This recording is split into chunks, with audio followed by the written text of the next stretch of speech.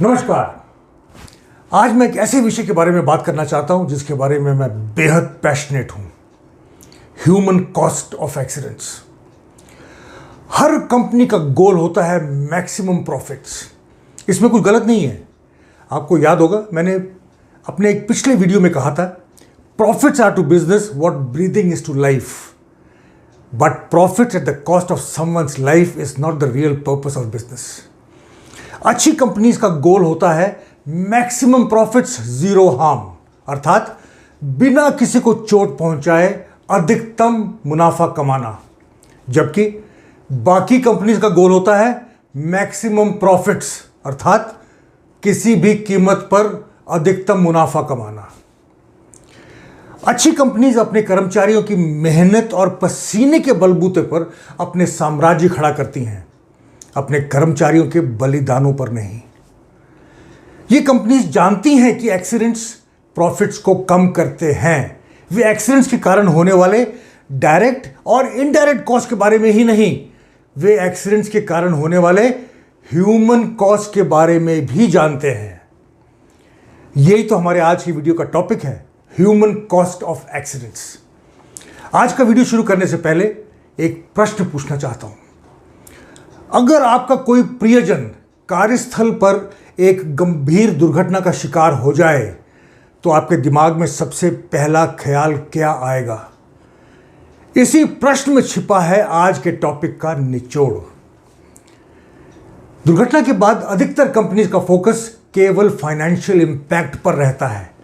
इन companies का यह focus केवल इसी बात से जाहिर होता है जब कंपनीज स्टैट्यूटरी फाइन्स और क्लाइंट्स के द्वारा लगाए जाने वाली पेनल्टी से बचने के लिए एक्सीडेंट और उस एक्सीडेंट के कारण हुई उनके कर्मचारी की मृत्यु को छिपाने की पुरजोर कोशिश करते हैं। इसके विपरीत दुर्घटना के शिकार हुए कर्मचारी के परिवारजनों का फोकस अपने परिवार के इमोशनल और फिजिकल वेलबींग पर ही होता है, ना कि फाइनेंशियल असिस्टेंस पर, क्योंकि जिंदगी का कोई मोल नहीं। अगर एक एक्सीडेंट का कंपनी पे इमोशनल इंपैक्ट पड़ा होता तो वे क्लाइंट्स या स्टैट्यूटरी अथॉरिटी से एक्सीडेंट्स को छिपाने की कोशिश नहीं करते और ना ही मृतक के परिवारजनों को 2-4 लाख रुपए देकर एक्सीडेंट को दबाने की कोशिश करते। This is the difference between a good and a not so good company. और यही अंतर है फाइनेंशियल और ह्यूमन इंपैक्ट का।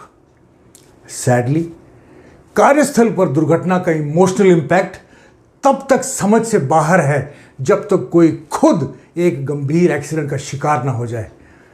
चूंकि टॉप मैनेजमेंट के सदस्य कार्यस्थल दुर्घटनाओं में कभी भी अपनी जान नहीं गंवाते हैं, वे दुर्घटना के दुष्प्रभाव को समग्र रूप से नहीं समझते हैं। तो चलो आज बात करते हैं ह्यूमन कॉस्ट ऑफ एक्सीडेंट्स की। ह्यूमन कॉस्ट ऑफ एक्सीडेंट्स क्या है? यह वो पीड़ा है जो श्रमिकों और उनके परिवारजनों को किसी भी कार्यस्थल एक्सीडेंट के बाद सहन करनी पड़ती है, जो उनके दैनिक जीवन को बाधित करती है। कार्यस्थल पर दुर्घटना के एक दर्दनाक अनुभव के बाद गंभीर रूप से घायल या जान गंवाने वाले श्रमिक या उनके प्रियजनों को एक एक्सीडेंट 3 प्रमुख तरीकों से प्रभावित करता है। पहला, फिजिकली अर्थात शारीरिक रूप से। दूसरा, फाइनेंशियली अर्थात आर्थिक रूप से। और तीसरा, इमोशनली एंड साइकोलॉजिकली अर्थात भावनात्मक और मनोवैज्ञानिक रूप से। पहले बात करते हैं शारीरिक प्रभाव की। केवल एक्सीडेंट से प्रभावित व्यक्ति ही गंभीर चोट के शारीरिक प्रभाव को महसूस करता है। हम कल्पना भी नहीं कर सकते हैं कि एक घायल व्यक्ति को रोजाना कितनी दर्द और पीड़ा सहन करनी पड़ती है। हर समय दर्द में रहने का अर्थ है चलने फिरने में परेशानी, खाने पीने में कठिनाइयाँ, बैठने सोने में समस्या और उन दिनचर्या के कार्यों को करने में असमर्थता जो वे रूटीन में निरंतर करते थे। इसका अर्थ है सहायता के लिए अपने आसपास के लोगों पर निरंतर निर्भर रहना। जबकि कुछ चोटें अस्थायी हो सकती हैं जिनकी पीड़ा बेशक ऐसे असहनीय हो, परंतु कुछ स्थायी चोटें पीड़ित व्यक्ति की प्रोफेशनल कैपेसिटी में कमी ला सकती हैं। दूसरा मुद्दा है वित्तीय प्रभाव का। किसी भी कंपनी द्वारा किए गए चिकित्सा के खर्चों के अलावा बहुत से ऐसे खर्च होते हैं जो घायल व्यक्ति या उसके परिवार को करने पड़ते हैं, जबकि श्रमिकों का मुआवजा कुछ हद तक वित्तीय सहायता प्रदान करता है।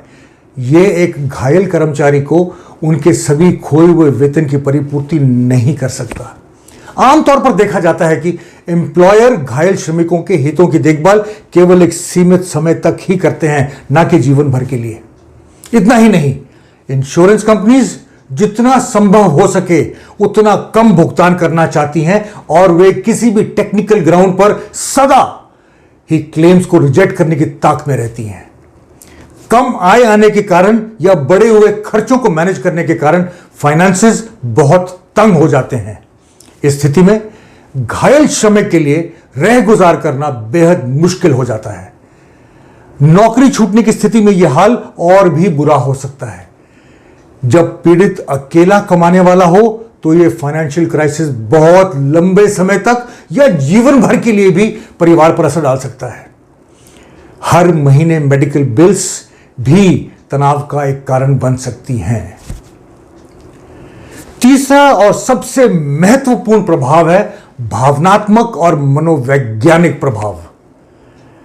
दुर्घटना के तुरंत बाद पीड़ित व्यक्ति को असहायता, क्रोध, भय, शोक, उदासी या यहां तक कि अपराध बोध की भावना भी हो सकती है। यदि दुर्घटना के बाद अगर पीड़ित व्यक्ति की गतिशीलता में कमी आती है तो वे हर छोटे से छोटे कार्य के लिए परिवार के सदस्यों पर निर्भर रहने से तनाव महसूस कर सकते हैं। यही नहीं, ये परिवारजनों को एक देखभाल करने वाली भूमिका में डाल सकता है, जो बहुत से लोग, खासकर बच्चे, भावनात्मक रूप से निपटने के लिए तैयार नहीं होते हैं। शारीरिक विकलांगता के बाद इस सोच के साथ जीना कि उनका जीवन बिल्कुल बदल गया है, जीने को और मुश्किल बना देता है। पीड़ित व्यक्ति उस जीवन के लिए शोक करते हैं जो उन्होंने खो दिया है और उस भविष्य के लिए हतोत्साहित होते हैं जो उन्होंने अपने लिए संजोया था।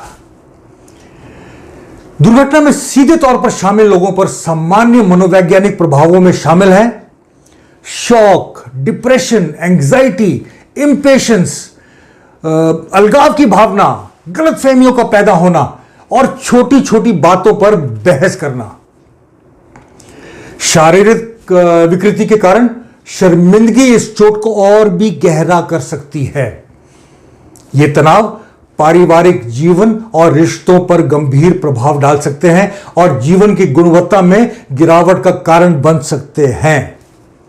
भावनात्मक या मनोवैज्ञानिक संकट व्यवहारिक और तर्कसंगत सोच को भी प्रभावित कर सकता है।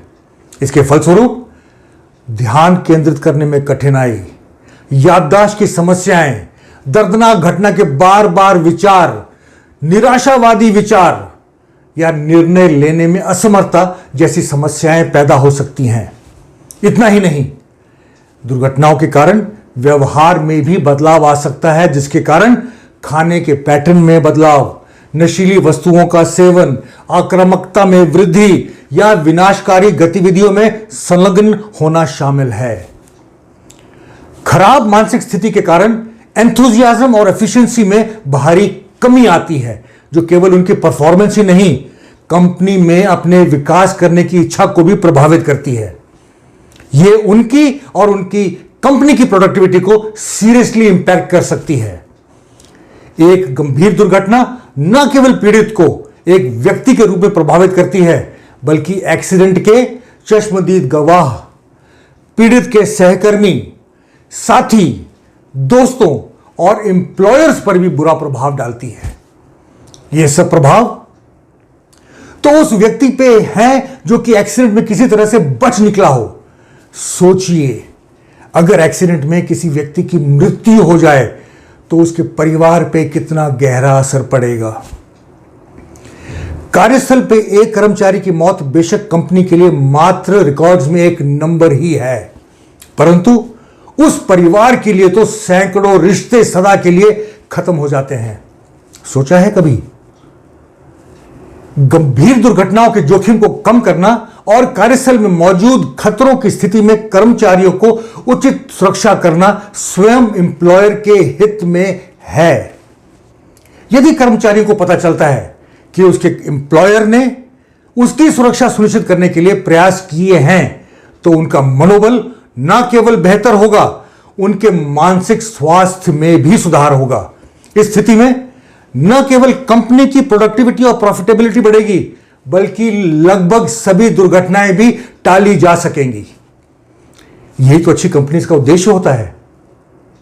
दोस्तों, अगर आपको इस वीडियो के माध्यम से दिया गया संदेश सही लगा हो, तो इसे अधिक से अधिक लोगों से शेयर करें, ताकि यह संदेश हर उस कंपनी तक पहुंचे जो कि प्रॉफिट्स की खातिर ह्यूमन लाइफ को जोखिम में डाल देती हैं।